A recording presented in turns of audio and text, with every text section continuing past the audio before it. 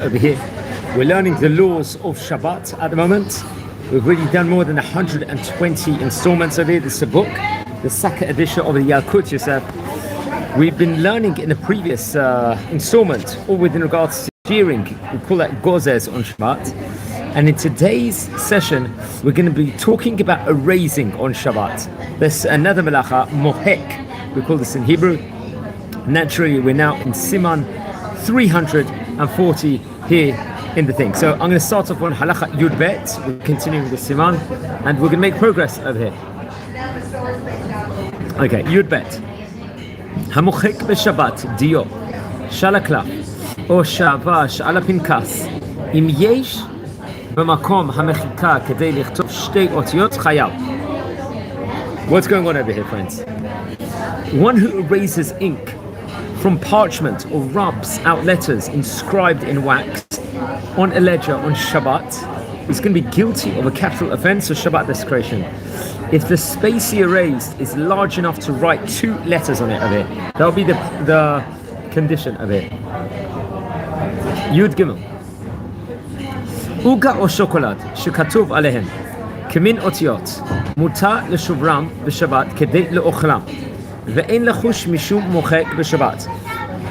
ואף על פי שאותיות נמחקות באכילתו כיוון שהוא מוחק שלו על מנת לכתוב, הרי רק איסור דרבנן, וכיוון שאינו מתכוון למחוק, הרי לי פסיק רשת זה לא אכפת לי בדרבנן, לכך יש להתיר, וכן פסקו אחרונים, ואין הבדל, וזה בין אם האותיות הם גוף העוגה, בולטות או שקועות, כגון ביסקוויטים, או סוכריות ושוקולד, לבין אם האותיות נעשו מצווה מאכל או מקרם, מביצה טרופה וסוכר.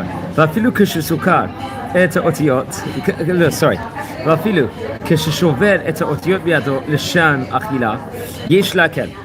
ומכל מקום, ומכל שכן, באותיות שנכתבו בלועזיות, שאינו בכתב או שיראי. Okay, what's going on over here, friends? Halakha number 2, just sorry about all the noise over here.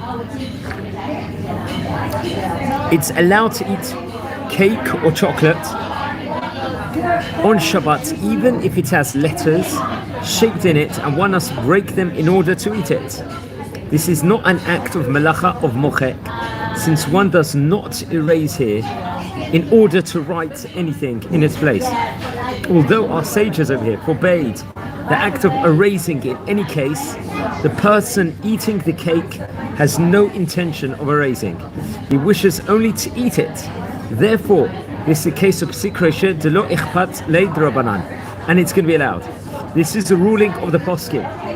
This is permitted whether the letters are written on the cake with icing made of sugar and egg whites, or if they are molded into the cookie itself, and whether the letters protrude from the cake surface or if they are impressed in the cake over here. It's allowed to break the letters by hand to make bite-sized portions as well.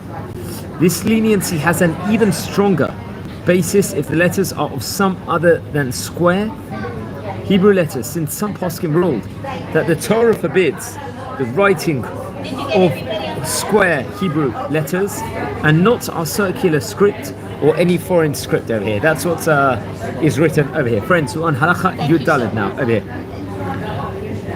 That's number 14 in English. מי שכתב בערב שבת על כף ידו ושכח לרחוץ ידיו ונלקותם, מותר לו ליטול ידיו בשבת בסעודה באופן שיטול רביעית מים בבת אחת, שברחיצה אין הכרח שמחוק את מה שכתוב על ידו, והווי בגדר דבר שאין מתכוון ולא בגדר פסיק רשת. What's going on over here?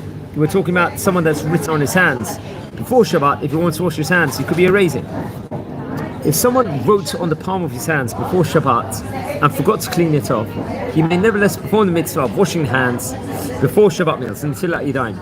He should pour revi'at of water all at once on each hand, and he should try not to dry his hands over here on a towel. The washing itself will not necessarily erase the writing from his hand, and therefore his washing is an act of davar she'eno mitkaven, that is not pesik resha, and it's allowed on Shabbat. If he would dry his hands, then it would be a pesik resha, and he would erase the writing over here, and therefore he may not wash his hands in a manner that necessitates drying. Okay. Halacha Tetvav, that's number 15.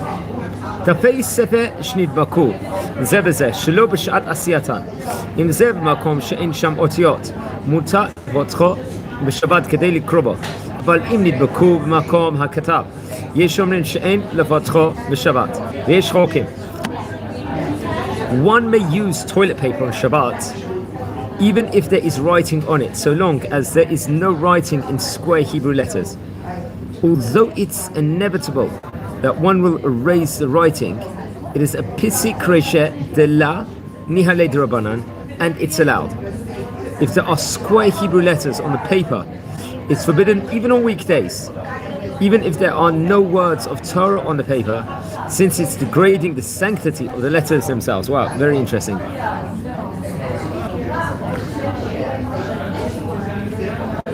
Okay. Number 17.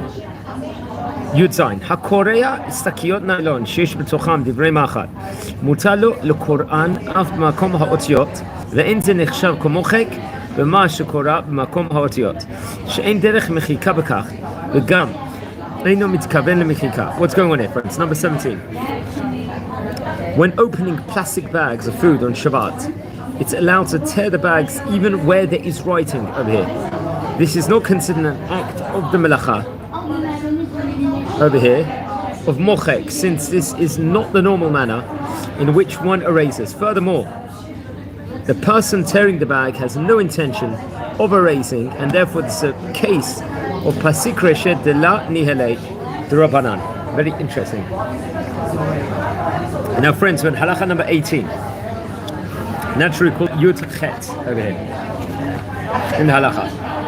מותר לדרוך בשבת על ציורים או אותיות שנעשו על הכביש בגיר וכדומה, אף שעל ידי דריכתו הגיר נמחק. It's allowed to walk over chalk writing or drawings on the street during Shabbat.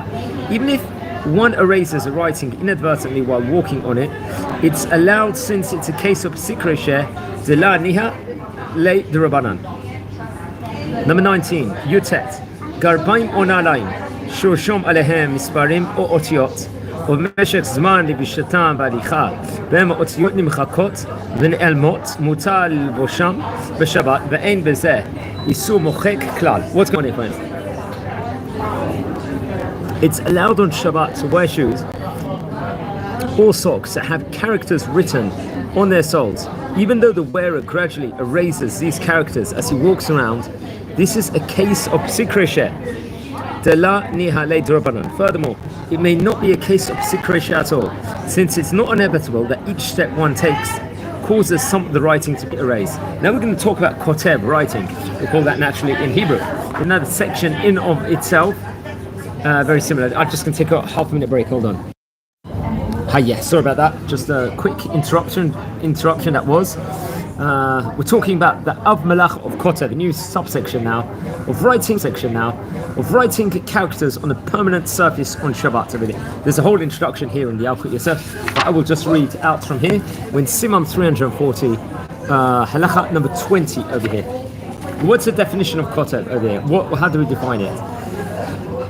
HaKoteh b'Shabbat, shtei otiyot, chayav mishum koteh, v'chein HaKoteh במכונת כתיבה חייב משום כותב וחכמים אסור לכתוב אף ביד שמאל. Well, very interesting. Okay. If someone writes at least 2 letters on Shabbat, he has committed a capital offense of Shabbat desecration, having performed the melacha of kotev. Likewise, if someone types onto paper using a typewriter over here, he's guilty of the melacha. If a right-hand person writes with his left hand, however, he's not performed an act that's prohibited by the Torah, since he performed the melacha in an abnormal manner. It's forbidden only by our sages over here. Okay.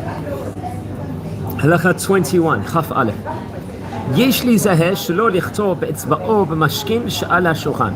ראינו שטובל אצבעו במשקה ומלכלכו וכותב בו על השולחן. It's forbidden by our sages to wet one's fingertips and then to form letters with the water on a table or other surface of it. Number 22, חפת. מותר לקרוא בשבת חתיכת נייר כתובה הקרואה באמצע הכתב לחתיכה השנייה כדי שאוכל לקרוא. שמעיקר הדין אין בזה איסור משום כותב, אבל פשוט שאסור לחבר בשבת את חלקי הנייר בנייר דבק וכדומה. What's going on over here, friends? If a sheet of paper was torn down the middle, splitting many letters in half, it is permissible on Shabbat to place the pieces next to one another so that the torn letters become legible. This is not an act of Melacha of Kotev over here. It's absolutely forbidden though to take the pieces of paper together. That would be considered an act of the Melacha of Tofer, which we've got to see about in Halacha number 43 later on. Okay, Halacha 23, Chav Gimel. Two doors that form letters together. This could happen, especially in modern day. דלתות של ארון הקודש, שמוצבעים עליהם פסוקים וקדומה. וכאשר פותחים את הדלתות, התיבות נפרדים, וכשסוגרן מתחברים, אין בזה חשש של כותב ומוחק. מותר לפותחן ולסוגרן בשבת אף אם נפרדים שני חלקי אותיות, ולכתחילה מהיות טוב, נכון, שלא לעשות כן. If the doors of the synagogue ark are decorated with verses of the Torah that are split in half each time the ark is opened and put together, each time it's closed, it's allowed to open and close the ark on Shabbat. This is not considered an act of the melachot of writing or of erasing. Even if the letters themselves become split into two when the doors are open itself, it is nevertheless permitted. It would be best, however, if people would refrain from fashioning the synagogue ark in this fashion. It shouldn't be allowed. Okay, friends, we're in Halacha 24. Over here, that's Chaf Daled naturally in Hebrew. Okay. Describing letters in air. I'm just going to take a quick 1 minute break. I'll leave the thing like this, and I'll be back in 1 minute. We're going to be on Halacha 24.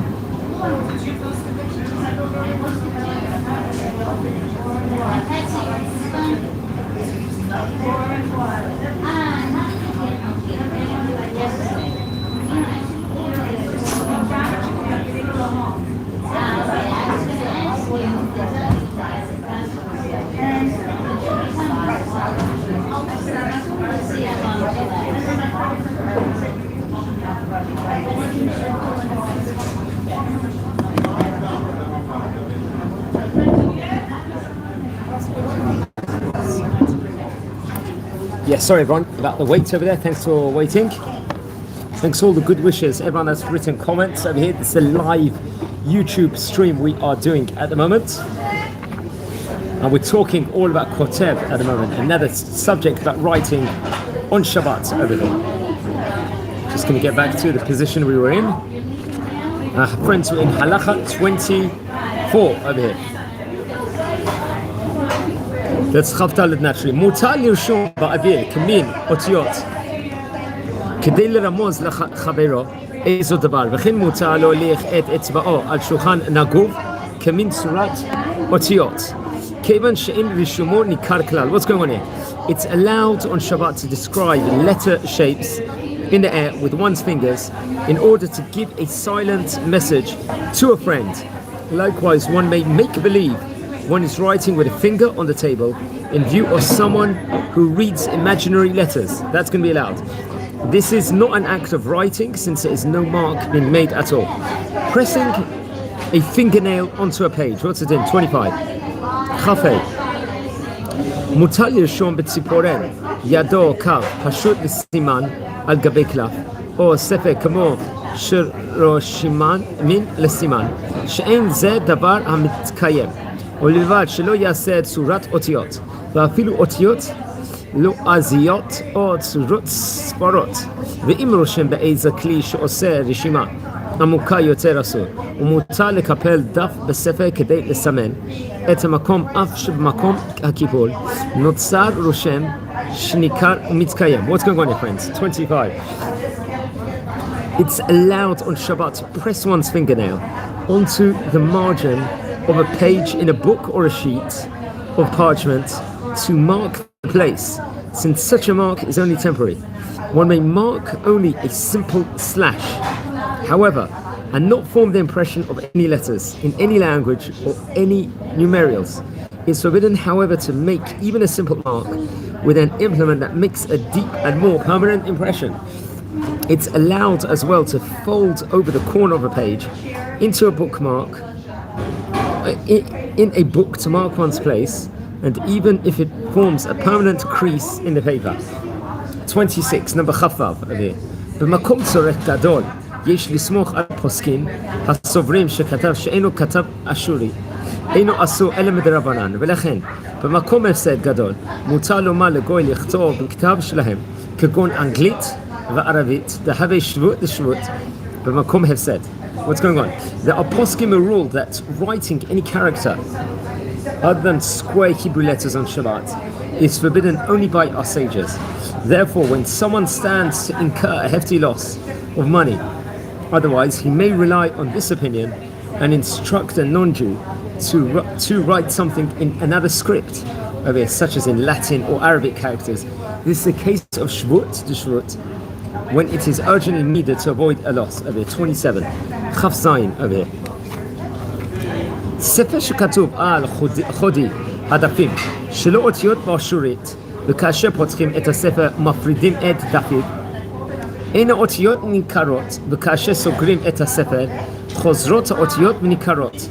יש אומרים שאסור לפתוח אותו בשבת מפני שהאותיות נחלקות ויש בזה משום איסור מוחק וכן אסור לסוגרו בשבת שעל ידי סגירתו חוזרות האותיות לשלמותן. והווי כותב יש חולקים מתירים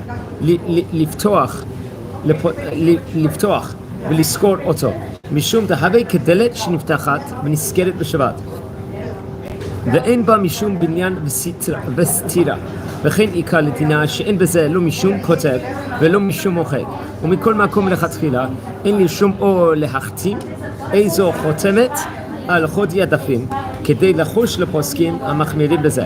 What's going on over here, friends? 27 over here. The poskim debated whether or not it's allowed on Shabbat to open and close a book that has square Hebrew letters printed on the edges of the pages. Some rule that it's forbidden, since opening the book is an act of raising those letters, and closing the book is an act of writing them. Other poskim permitted it, explaining that this is no different than opening and closing a door, which we do not regard as an act of building or demolishing.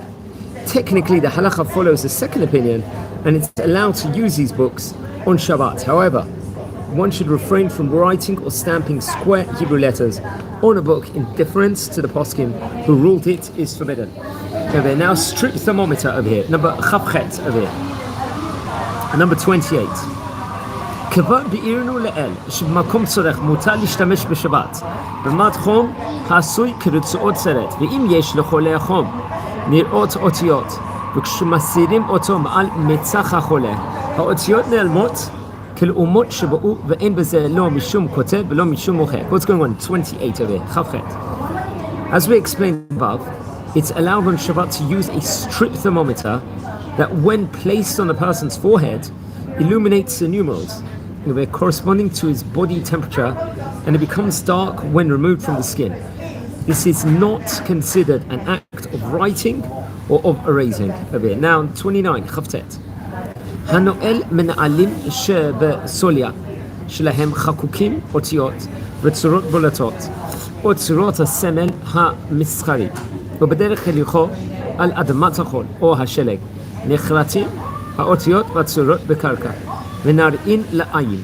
יש להטיל ללכת מנעלים אלה בשבת ואין בזה משום כותב בשבת כיוון שהוא דבר שאינו מתכוון ואפילו אם הוא פסיק רשע הואיל ואינו כותב אלא ברגליו דרך הליכו וגם אין הכתיבה מתקיימת בפסיק רשע דלא נכלא בתרי דרבנן הלקח ומותר. What's going on here, friends?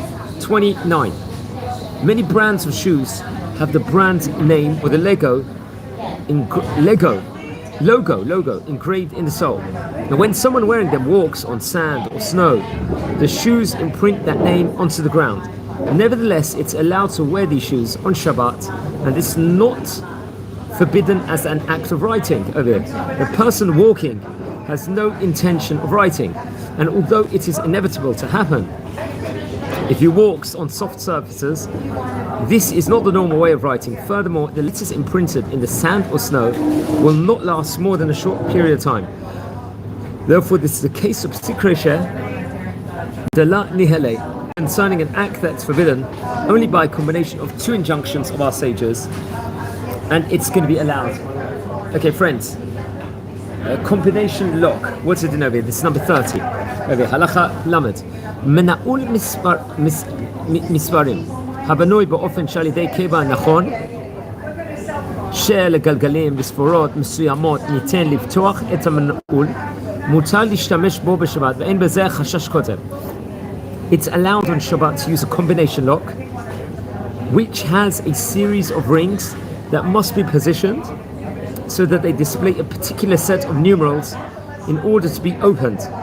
This is not considered an act of writing over here. 31. Carbon paper. הכותב בשבת על נייר כשיש מתחתיו נייר קופי ובשעת הכתיבה נחקקות אותיות גם בנייר תחת לקופי. יש אומרים שחייב מן התורה משום כותב גם על מה שנכתב על ידי הנייר קופי. ויש אומרים שעל הנייר התחתון אינו עובר אלא מדרבנן כיוון שאינו רק גרמה. What's going on over here? If someone writes on Shabbat using a carbon paper under the paper on which he writes so that there are two copies of his writing, some poskim rule that he is guilty of having performed an act forbidden by the Torah, both for the top copy and for the bottom one. Other poskim view the carbon copy as a result of grammar and not a direct one. According to them, the top writing is an act forbidden by the Torah, but the copy is forbidden only by our sages. Number 32, Lamed Bet, naturally. אסור לדבר בשבת כנגד מכונת טייפ באופן שקולו נקלט, אף אם ידליקו את הטייפ מערב שבת, או שהופעל על ידי שעון שבת, שאף שאין לעשו בזה משום רושם, אפילו בדרבנן, וכן אין לעשו בזה משום מכה בפטיש. בכל מקום יש בזה איסורים אחרים, כגון מוליד קול ועוד. If a tape recorder was set up with a timer to record at a certain time on Shabbat, or if it was left running since Shabbat began, it's forbidden to talk into the microphone and have one's voice recorded. Although this is not an act of the Malacha of Kotev and not an act of Makaba B'tish, it's forbidden for other reasons such as prohibition against the act of Molid, the act of creating sound on the tape. Okay, Lamed Gimel now, that's 33. פשוט שאסור לצלם בשבת מצלמה, שמלבד איסור העברה של מעגל החשמל והבזק האור. יש אומרים שחייב גם משום כותב, ועוד שבכל הפעלת כוח חשמלי, גם כזה המגיע מבטריה, גורם להוציאת ניצוץ הבורח באוויר. והוצאת ניצוץ כזה אסורה על כל פנים מדרבנן. וכן אסור לצלם במכונת צילום בשבת. אולם מצלמות שוצבו ברחובות על מנת לאבטח את העוברים ושבים מפני מפגיעים. המצלמה הפועלת באופן אוטומטי ללם את מה שנראה ברחוב כל שעות היממה. מותר ללכת באותם רחובות בשבת. אחר שהולך שם אינו מתכוון להצטלם כלל, ואף שהוא פסיק רשע מכל מקום. הרי אין בדבר מלאכה דאורייתא וגם לא אכפת לי מהצילום, לפיכך יש להתיר. What's going on here? Without question, it's forbidden to use a camera to make photographs on Shabbat. For one thing, most cameras are electric, and using one involves electric circuits and the flash of light, an act of malacha of ma'avir. Some poskim ruled that exposing the film is an act of the malacha of koteb, writing, no less than drawing a picture. Furthermore, whenever someone uses an electric appliance, even one powered by a battery, he causes a spark to jump between the connections. And this is an act forbidden at least by our sages. It's likewise forbidden to use a copy machine. Nevertheless, it's permissible to walk on Shabbat through the streets where closed circuit cameras have been set up for security and that photograph the street automatically throughout the day and night. Although one is sure to be photographed when walking in the area, it is not one's intention to be photographed, nor does he wish to be photographed, since a pedestrian is certainly not guilty of performing any act forbidden by the Torah. This is a case of psik reisha de la nihalei d'Rabbanan. Therefore, it's permitted on Shabbat.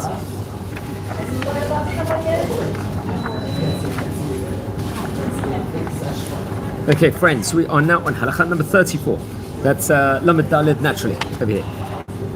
מי שחיבר ספר וקיבל מהדפוס עלי הגעה בערב שבת ורוצה ללמוד בהם בשבת ואגב עיונו ולימודו בהם, אם ימצא בהם טעות הדפוס, יעשו קו לסימן בציבורן. מותר לעשות כן, וטוב שכלי הכתיבה לא יהיו מונחים לפניו בעת הלימוד בדפי ההגה. אולם עיקר הדין אין צריך להקפיד בזה, אבל אם כל כוונות קריאתו בהם הוא רק לשם ההגעה, כדי לתקן את הטעויות הדפוס לאחר שבת, אסור משום ממצוא חפצך ודבר דבר. If someone is in the process of printing a new sefer and to receive a printout of the galleys for proofreading, he may study the text on Shabbat as part of his Torah studies. If he finds any printing errors, he may mark the place by pressing his fingernail into the margin, as mentioned above. We learned in halakha number 25. It's recommended that he refrain from studying the galleys in a place where writing implements are handy, but technically it's permissible even at one's writing desk over here. The Moran, the Shulchan, the Rishon LeZion, the great rabbi, often would review the galleys of his books on Shabbat at his desk.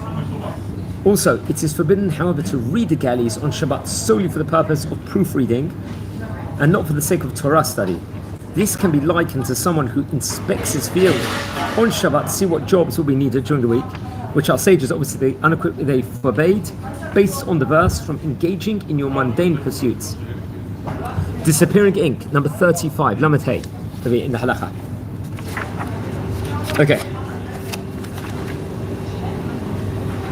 יש לייעץ לרופאים הצריכים לכתוב בשבת לצורך טיפול בחולים שיש בהם סכנה, שיכתבו בעת מיוחד שהדיו מתנדף מעליו לאחר כמה ימים ללא מחיקה ביד, וכן חיילים ואנשי ביטחון הצריכים לכתוב בשבת לצורך ביטחוני יכתבו בדיו הנראה לי. Okay, if someone is in the process, let's say, of printing a new sefer and he received a printout of the galleys for proofreading, he may study the text on Shabbat as part of his Torah studies. If he finds any printing errors, he may mark the place by pressing his fingernail into the margin, as mentioned above. It's recommended that you refrain from studying the galleys in a place where writing implements are handy, but technically it is permissible, even at one's writing desk. Maran the Shulchan Aruch, Rishon LeZion. Sorry, Maran the Rishon LeZion. Okay, we'll do that. Sorry, I made a mistake of it. Halakha 35, I just read again number 34. I'm going to say it again, number 35 in English. If a doctor treats desperately ill people on a regular basis, and he must write down the patient's statistics and instructions on Shabbat, it's advisable to use a pen filled with ink that disappears by itself after a couple of days. Likewise, soldiers and security personnel who must write things on Shabbat for security reasons should use such an ink. Okay, we'll do the section now of the section called Tofer, sewing, and then we'll call it a day. Halacha 36, Lamed Vav. התופר שתי תפירות בשבת חייו, והוא שקשה את רשאי, החוט מכאן ומכאן, כדי שתתקיים התפירה ולא תשמט, ואף שקשה בקשר שאינו של קיימה, חייב משום תופר. בסוף סוף התפירה מתקיימת, ואם קשה בקשר של קיימה, חייב גם משום כושר. ואם תפר שתי תפירות ולא קשר את רשאי החוט, פטור, כיוון שאין התפירות מתקיימות, ומכל מקום אסור מדרבנן. אבל אם תפר יותר משתי תפירות, אף שלא כשחייב, שהרי התפירה מתקיימת. What's going on? If someone sews 2 stitches on Shabbat, he is guilty of a capital offense of Shabbat desecration. He is guilty only if he ties the ends of the thread to prevent the stitches from slipping out. If he would sew stitches without tying the ends of the thread, he would not be guilty since the stitches are not permanent. It is nevertheless forbidden by our sages to sew 2 stitches even without tying the ends. All of this applies when one sews only 2 stitches. If someone sews more than 2 stitches, then even if he does not tie the ends of the strings, he is guilty of performing the melacha of tofer. Okay, what's going on over here? Number Lamed Zayin. Asur limtoach chut shel tefer shnitrofef kedei lahadek et hatefer. ויש אומרים שאסור גם למתוח את החוט המחבר את הכפתור לבגדי כשנית רופף. If a thread that has been sewn into a garment to hold 2 clothes together has become loose and 2 cloths are pulling apart, it is forbidden by the Torah to pull the thread tight. Some poskim rule that it is likewise forbidden to pull tight the thread with which a button has been sewn onto a garment if it becomes loose. Number Lamed Chet. מותר לחבר בשבת אחת בלבד, לא חוט, 2 חלקי בגד, ואין לחוש בזה לאיסור תופר כל שמחברים במחת בלבד בלא חוט, ואפילו ב3 תחיפות או יותר מותר, וכן מותר לחבר חלקי בגד בסיכת בצחון, אפילו בתחיפות רבות, וכן המנהג פשוט, ולכן אם רוצים להחזיק כפתור שנפל על ידי סיכת בצחון, או לאחות קרש בגד על ידי סיכה, מותר לעשות כן בשבת. What's going on? Number 38. It's allowed on Shabbat to pin a garment without using any thread. This is not an act of the melacha of tofer whatsoever. Sewing according to the halacha means joining cloths together using a thread, not pins or needles. It is permissible to thrust a pin through the fabric 3 or even more times. Furthermore, it is permissible to pin up a garment using safety pins and even to thrust the pin through the fabric several times, a common custom as described here. Therefore, if someone wishes to, let's say, attach a fallen button to a garment with a safety pin or to hold together a torn garment with a pin, it is permissible. The side note here also, don't forget, I didn't read the introduction for Tofer, which is in the second edition, if anyone is going to get. Let's do a few more short halachot and we'll call it a day. Lamed Tet, friends, that is number 39. סרוך המושחל בקצה כובע של מעיל גשם מותר למותחו או להרפותו בשבת, אף שבמתיחתו הכובע מתכווץ ומתהדק סביב לראש, ובהרפייתו נפתח הכביץ וההידוק, ואין לחוש בזה לאיסור תפירה בשבת. What's going on here? Number 39. It's allowed to pull the hood of a raincoat tight around one's head on Shabbat by pulling the cord that has been run through its hem, and it's likewise permissible to loosen it when one wishes to. This is not considered an act of the melacha of tofer. Number mem, במקום צורך מותר לחבר פרווה של צבע מעיל גשם על ידי רוחסן הקבוע בצד המעיל, ואין בזה איסור תופר, וכן מותר לחבר את הכובע של המעיל על ידי רוחסן, וכל שכן שמותר לחבר את הכובע או את הפרווה על ידי כפתורים או טיק-טק. When it's cold, it's allowed to zipper a woolen or fur lining into a winter coat. This is not an act of tofer. Likewise, one may zipper the hood onto the coat. It is certainly permissible to attach a lining or hood with buttons or snaps. What's going on? 3 more short halachot and we'll go. 41. Mem Aleph. המדבק ניירות בקולן של סופרים, הרי זה תולדות תופר וחייו. וכן המפרק ניירות הדבוקים זה בזה, או אורות דבוקים, הרי זה תולדות קורע וחייו. The act of gluing papers together with glue or paste is forbidden by the Torah on Shabbat. It's a tolada of the melacha of tofer. Likewise, if someone separates papers that have been pasted together, he is guilty of an act of tolada of the melacha of korea, undoing stitches. 2 more halachot and we'll call it a day. Membet, אסור לתת נוצות בכרית ובשמיכה בשבת, וכל זה אם הנוצות לא היו באותו עקר בשמיכה, אבל נוצות שנפלו מהם מותר להחזירם לאותו קר בכסת, אבל לא יתפור. It's forbidden on Shabbat to stuff a pillow or quilt with feathers. This applies only to inserting stuffing that had never been in the pillow. If stuffing came out of a pillow or quilt, it's permissible to put it back in, but it's forbidden to sew the cloth shut. Now the last one for the day, 43. Mem Gimel. Kar shel gumi, shishnam alav, muta nefachot b'Shabbat. ובמקום צורך יש להקל בזה, אף אם מנפח את הקר במשאבה שיוצא ממנו רוח. ומכל מקום לכתחילה יש לנפח הקר מערב שבת. It's permissible to inflate a rubber mattress on Shabbat. When it's necessary, one may even use a pump to inflate it. It's best to inflate such a mattress before Shabbat.